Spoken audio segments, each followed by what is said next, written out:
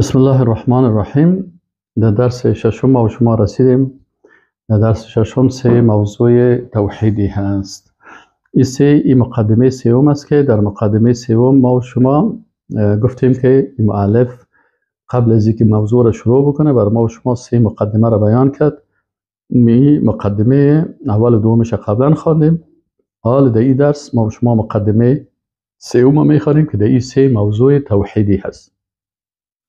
اول موضوع توحیدی که بسیار ما و شما باید بفهمیم که حنیفیت، یعنی دین حنیفی که دین ابراهیم علیه السلام است و دین رسول الله صلی الله علیه و سلم و دین اسلام است و دین تمامی پیغمبران هست. دین پاکی که عقیده توحیدی هست و در او هیچ شرک نیست. این عقیده تمام پیغمبران از آدم علیه السلام تا محمد صلی الله علیه و سلم هست. این چی هست؟ امی دین حنیف که هست که دین اسلام است، این عبادت الله به یگانگی هست که یعنی الله سبحانه و تعالی را به یگانگی عبادت بکنی. چون بسیاری کسا میگه که من دیندار هستم، من مسلمان هستم، من دیندار هستم، لکن عبادت الله را به یگانگی عبادت نمیکنن. پس این موضوع اول هست. موضوع دوم که بزرگترین امر الله توحید است، یعنی الله سبحانه و تعالی بزرگترین امر از اوامرش چی است؟ توحید است. و سوم که از بزرگترین نهی الله که الله از اون نهی کرده منع از شرک است. خب پس وقتی که فهمیدیم که حنیفیت چی است، عبادت الله هست و بزرگترین علم، بزرگترین امر الله چی هست؟ توحید هست. و بزرگترین نهی الله چی است؟ که انسان باید شرک ترک بکنه. در مقدمه سوم که یاد گرفتن مسائل سیگانه هست، یا عالم میگه اعلم ارشدک الله لطاعته، اعلم باز دعا میکنه که الله علم حاصل بکن، بفهم.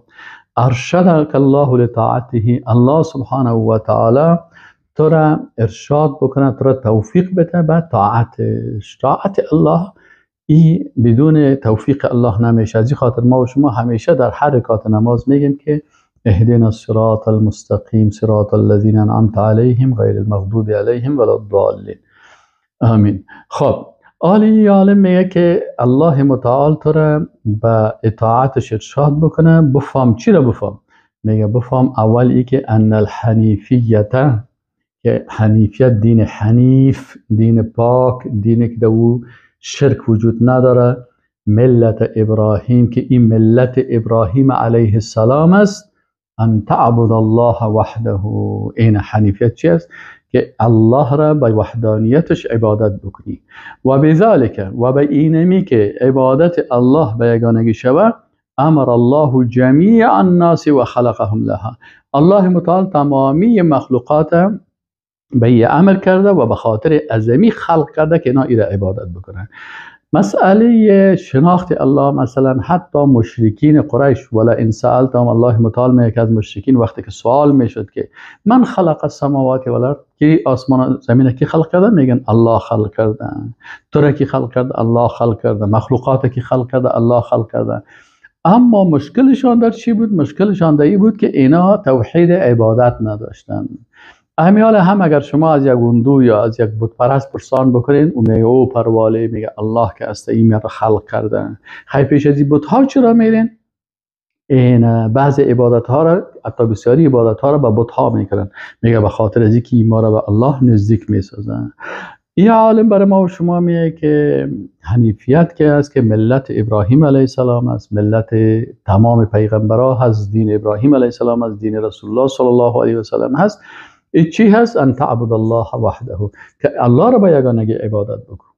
در به عبادت الله کس را شریک نساز، نه مجسمه را شریک بساز، نه قبر را شریک بساز، نه ولی را شریک بساز، نه جن را شریک بساز، نه مثلا ملائکه را شریک بساز، نه هیچ کسی را در عبادت الله شریک نساز. اینمی حنیفیت است.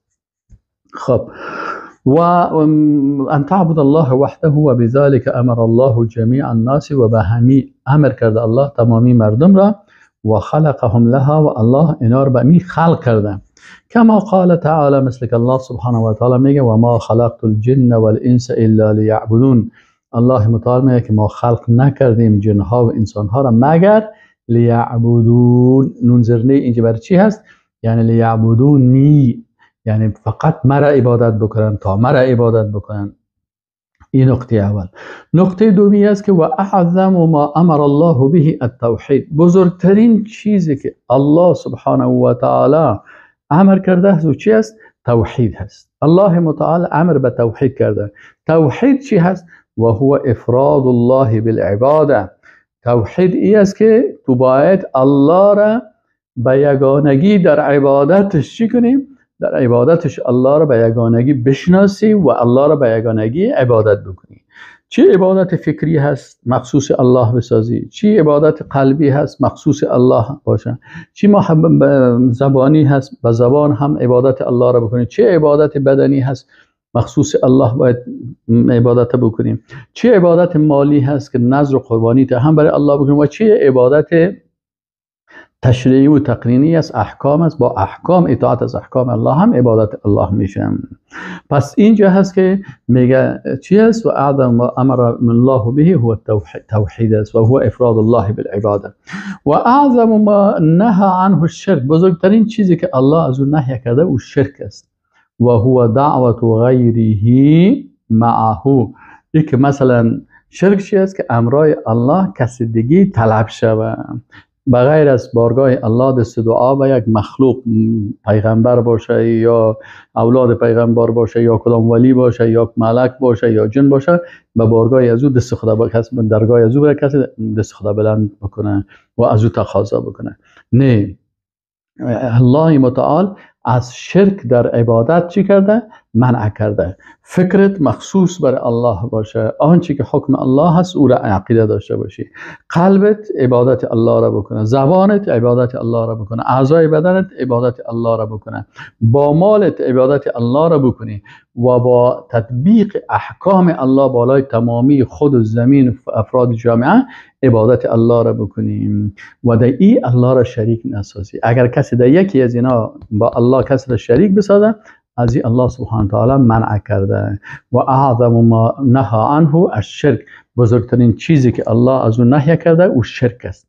چی شرک در فکر باشه، چی شرکی که در زبان باشه، چی شرک قلبی باشه، چی شرک بدنی باشه.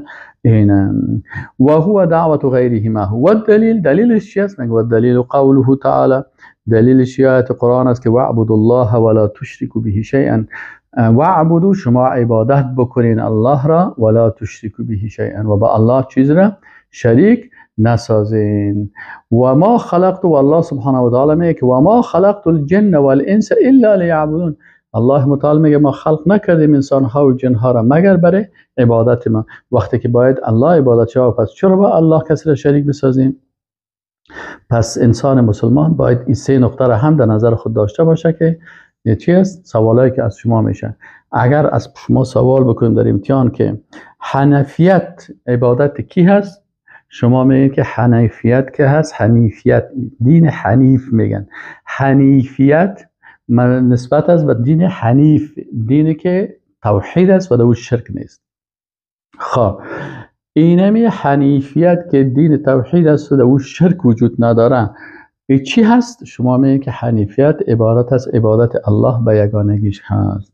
اگر از شما پرسان بکنیم که بزرگترین امر الله چی است، شما میگین که بزرگترین امر الله توحید عبادت هست. اگر پرسانتان بکنم سوال که بزرگترین نهی الله چی است، میگیم بزرگترین نهی الله منع از شرک است. خب همین سه چیزی که گفتین دلایلش چی هست؟ دلایل هر کدام شما باید بفهمین با آیات قرآن که این کلش ثابت شده هست. خب این وقتی که فهمیدین بناهن انسان مسلمان. و اگر پرسانتان بگم که عبادت ها چند قسم است، کدام عبادت ها رو به الله میکنن، شما میگین که از 6 قسم عبادت به الله میکنیم. فکر ما چی است؟ یتفکرون فی خلق السماوات والارض ربنا ما خلقت هذا باطلا. عبادت فکری میکنیم، به مخلوقات الله فکر میکنیم و میگیم که کل از اینا را الله خلق کرده و حکم الله را بالای همه چیز باید نافذ باشه. دیگر قسم عبادت ها چی است؟ میگیم دوم عبادت های قلبی است، سوم عبادت های بدنی هست، چهارم عبادت های مالی هست، پنجم عبادت های تشریعی هست.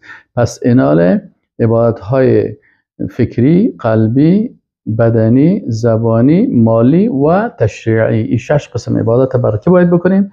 برای الله بکنیم. و الله از چی منع کرده؟ از شرک منع کرده در عبادتش. یعنی در عبادتش، در فكرا وقلبا ولسانا وبدنا ومالا وتشریعا. در شهر چیز باید به الله کس را شریک نسازیم. والسلام علیکم و رحمت الله و برکاته.